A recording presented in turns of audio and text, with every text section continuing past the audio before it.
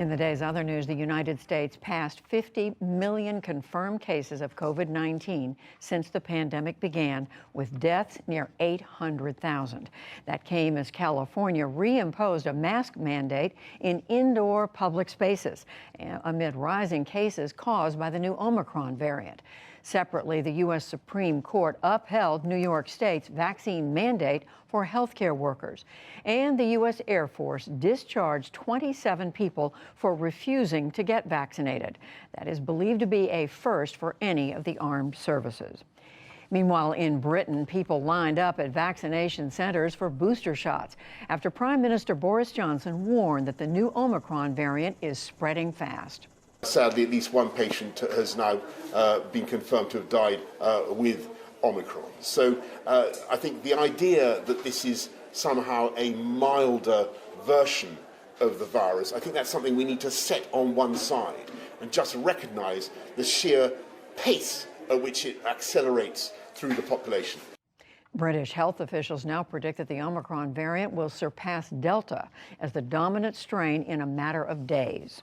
Sheriff's investigators in the Houston area searched today for a gunman after a drive-by shooting killed one person and wounded at least 13.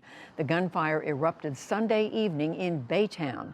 A crowd there was holding a vigil for a man shot and killed in a previous incident. In Hong Kong, a court sentenced media tycoon Jimmy Lai to 13 months in jail.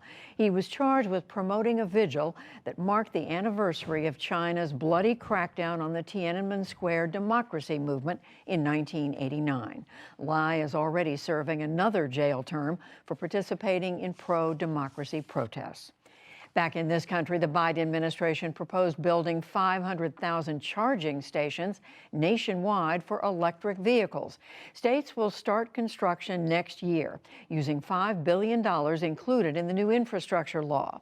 Vice President Harris laid out the strategy today at a charging facility in Maryland. Energy Secretary Jennifer Granholm joined in. We have to get these charging stations out in every pocket of the country, particularly in areas where the private sector has not felt it was to their best advantage to go. So in rural areas, in poorer areas where we haven't seen a penetration of electric vehicles. We've got to get them everywhere.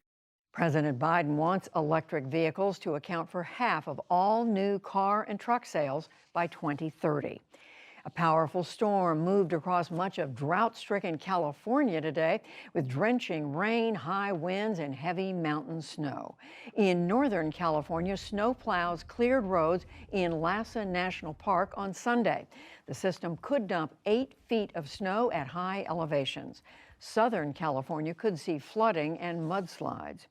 There is a tentative settlement involving sexual abuse victims in the Boy Scouts of America bankruptcy case. Attorneys say that a major insurer will contribute $800 million into a trust fund for some 82,000 claimants. The fund, which includes funds already gathered, would then total more than $2.6 billion. That is the largest sexual abuse settlement in U.S. history. And on Wall Street, new jitters about the latest COVID variant sent major stock indexes down nearly 1% or more. The Dow Jones Industrial Average lost 320 points to close at 35,651. The Nasdaq fell 217 points. The S&P 500 dropped 43. Still to come on the NewsHour, nursing homes struggle to administer booster shots and keep their occupants safe from COVID-19. How drug trafficking could have played a role in the assassination of Haiti's president. Tamara Keith and Amy Walter weigh in on the latest political news and much more.